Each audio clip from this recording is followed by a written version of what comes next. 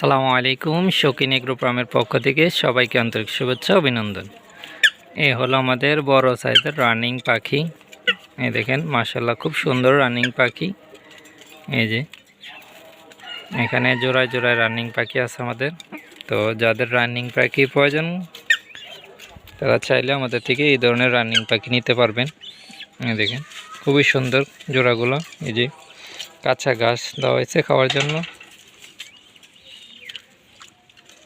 এই যে এছাড়াও আরও রানিং পাখি আছে আমাদের কাছে। তো যাদের প্রয়োজন রানিং চাইলে আমাদের থেকে নিতে পারেন,